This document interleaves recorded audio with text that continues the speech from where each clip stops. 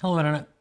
So I'm going to do something which I normally don't do, which is review basically two variations on the same thing in a row.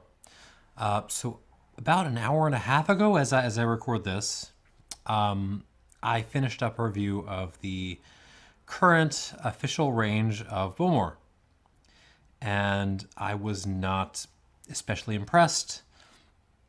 And I was a little bit depressed and saddened and angered by the experience. So as a result of that, because I have a day off, I went and dug into my archives and I found a bottle from Signatory of Bowmore that I had bought previously and finished off years ago. So this is a backup bottle of something that I'd had before. And I opened it up just to see, what is this supposed to be like? This distillate, from the central south of Islay, from one of the oldest distilleries in the world. What is this, if you just remove the excessive oak and the watering down and the filtering and the branding and the overproduction and everything. So what I've got here, and you can't buy this, but you can buy, I hope you can buy anyways, some independent bottlings of Bowmore around you, or over the internet if possible. But what this is a Signatory. This is not like a big cask strength Signatory or anything like that. It was not a single barrel picked by anyone. This is just a regular Signatory from their Unchillfiltered Collection. Distilled at Bowmore in 1999. This was distilled on May 4th, 1999, bottled March 17th, 2011. So 11 years old. This was bourbon barrel number 800-195 for 303 bottles. So, and bottled with natural color, no chill filtration, at a strength of 46%. So, I originally bought these things 8 or 9 years ago, and it's just been sitting there waiting for me to have a bad day and wanting to have like a good version of Bowmore, basically. And so here I am. All right. Now, I literally just opened this bottle an hour and a half ago, but and usually I would feel some hesitation in trying to review something that was just open this much. I would want to get a little oxygen there. I would want to get my palate accustomed. But this feels like it's ready to go right now. So I'm going to take the risk of reviewing it right now and tell you all about it. Again, you can't buy this, but that's not the point. You should be able. This is just to give you some sense of what Bowmore can do when it's sort of unleashed from the constraints imposed by Beam Suntory at the present moment. All right, so bourbon barrel Bowmore, 11 years old. Here we go. On the nose, so we're getting initially a lot of the same things we were getting on the official bottlings. This is a kind of muddy floral peat. This is not, obviously similar to the stuff you would get from Laphraoig or Ardbeg, the stuff you would get from the Port Ellen maltings, that sort of very clean, briny characteristic. Bowmore has its own maltings and it has its own character, which is just very floral, kind of dirty, savory. And that savory thing is kind of what's distinctive about Bowmore's presented well, is that I'm getting flowers and I'm getting peat, but I'm also just getting like food. This smells like food, and I'm kind of digging that. I'm also getting a little bit of brine this time, but it's way in the background compared to something like, again, Ardbeg, Caol Ila, those characters. Dried flowers accompanying the peat, obviously. Mud. Some wet rocks. This feels very minerally. Some lemon peel. But then that savory note, which is just so present and so crazy. Nothing like this was kind of pushing through on the officials. it was all covered over by the oak and just the production of it. I'm getting soy sauce. I'm getting sautéed mushrooms. I'm getting, peppercorns. I'm getting a little bit of asparagus in there. And also just like a fresh tobacco note, again, like the officials, but this feels so much more distinctive. Like a Virginia burley kind of thing. A little ashtray too, a little more like campfire ash than ashtray. Not getting, and there's a fruitiness. Nothing like the fruitiness you would get from 60s Bowmore or even 70s Bowmore. Not that I've had 70s Bowmore. But there's nice sort of white pepper sprinkled on top of like a pear compote kind of thing going on. Yeah. Terrific nose. This is... I mean, I just did a video on Springbank not long ago, and this is not... You would never mistake this for Springbank. But what it's doing is it's balancing off the peaty element with just other stuff going on. The floral thing, the savory thing, the slightly briny thing, the lemony thing. These are all kind of going on in tandem and playing off each other.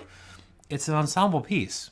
This is not like Ardbeg, where the peat is just the center of the action and everything else is just kind of, an accompaniment.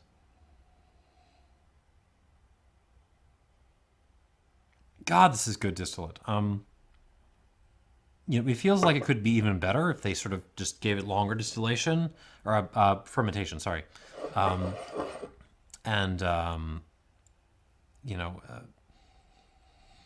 to make it more like it was maybe in the '60s. And I know I'm old school, but I would love to see more fruitiness on this. It's very austere. This comes across as austere, which I like, but knowing that Bowmore can be more fruity than this, I would love to see that too. On the palate,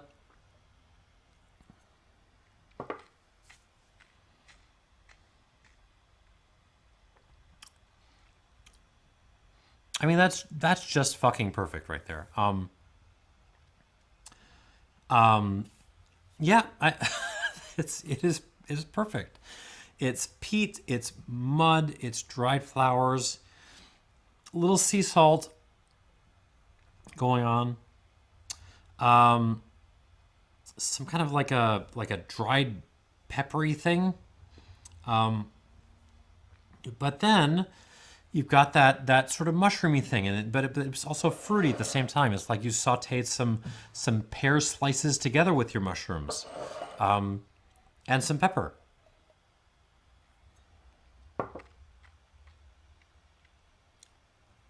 Other stuff, fennel, some lemon oil. Not really the lemon like a lemon juice thing. Like it's more the oil off the surface. Just a lot of minerality, some rocks. Chalk dust, Darjeeling tea. The cask is coming through a little bit. There's a little wood sugar, a little hint of vanilla, but not. I mean, this is the distillate show, which I like.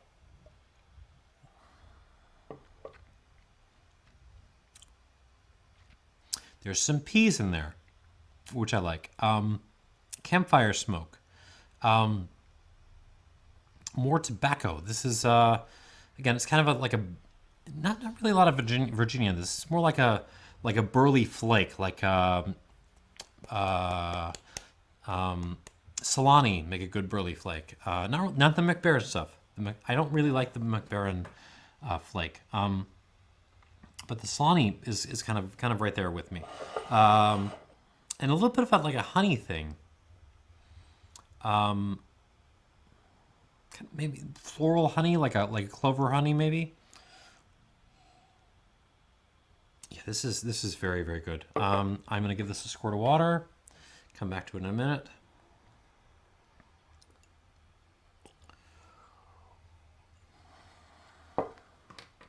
And here's the question for the producers. Why couldn't you just put this out? Even the Tempest, the high-proof Bowmore that was available a few years ago and is no longer around, even that I feel was not as good as this. This is just like, someone distilled some Bowmore. They just they fermented some malt there was peat smoked at the Bowmore maltings, and they gave it some fermentation that was maybe not too long, but long enough. They threw it in the pot stills, distilled it, put it in a bourbon cask, and here we are. And it's terrific. This is absolutely this can fight it out with Caol Ilas and Bruichlladis and Kilchoman's and Bunnahabhains all day long. Can it beat Lagavulin at its best, Laphraoig at its best, Ardbeg at its best? I don't know. It can fight them to a standstill. This is definitely its own style. Again, this is not peat forward by any means. This is more of an ensemble piece, but this is just this should be like in the pantheon of the great distillates in Scotland and the world. Why can't the official bottlings be this good? Seriously, just why can't they? Pull back on the caramel colorant, on the filtration, up the strength. Use better wood. Lagavulin figured this out, right? Just put it on an 8-year-old at a higher strength, bourbon cask, as presented as cleanly as possible, and watch the sales go. Right? I mean, this is not hard. This is not hard. I am doing your job for you on the internet. Just put out your Bowmore 8-year-old, charge a lot of money for it, and watch the nerds come running as they figure out how good this stuff can be when it's presented well. I have no idea why Suntory can't do this. I just don't. All right, back to the 1999 here on the nose with a little bit of water. Doesn't develop a whole lot, which is fine. I mean, this is a younger malt. I wouldn't expect it to sort of totally change dispositions with a little bit of water.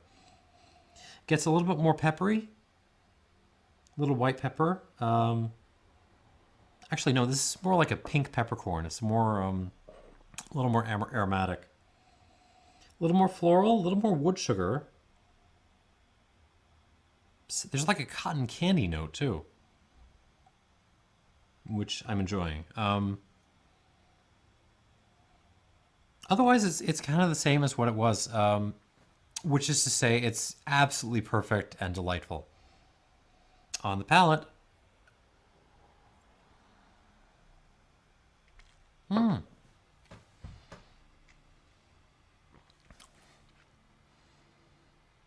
God, that's good. I've said my piece to the officials. They can listen or not.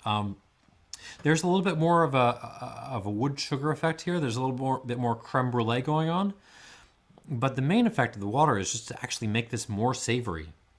The mushrooms come creeping right in. A little like, kind of onions and mushrooms thing. The flowers are like definitely in play.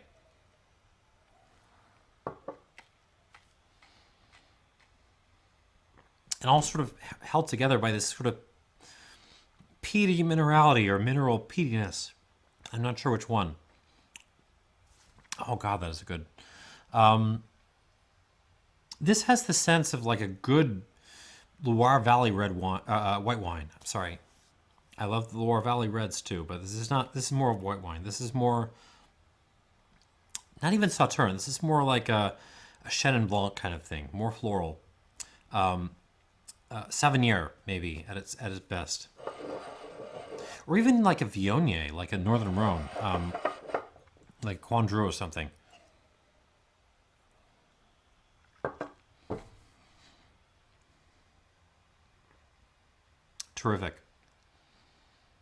Terrific Scotch. Terrific representation of Islay.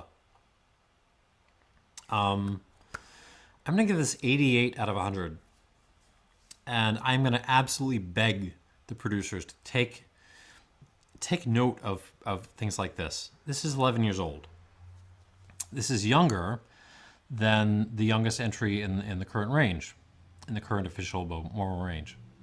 And it is absolutely curb stomping the current 18-year-old. That is a bad sign. So please, please, please, please, please, please stop watering down your product, smothering it with oak, filtering it, adding color, filter. Just stop doing all the stuff you were doing right now. Make something more like this, and watch the nerds come running, and watch your sales numbers, skyrocket. And after a little bit of time, once the machine is running, start putting out some limited releases. Look at what Ardbeg is doing, right? Do they really need to charge $1 zillion for something, that was aged in a Pinot Noir cask? Absolutely not. Can they do it because they're also selling a fantastic 10-year-old? Absolutely. Steal that model, run with it. I'll buy your stuff, and I will review it on this here channel. And that's all I got to say. At the moment, please do not buy the official Bowmores. I don't think they're worth the money. But do hunt down stuff like this. The independent bottlings of Bowmore that are good. Grab these. These are representations of, again, one of the great distillates of the world. And that's kind of all I got. 88 points out of 100. Thanks for watching, and cheers.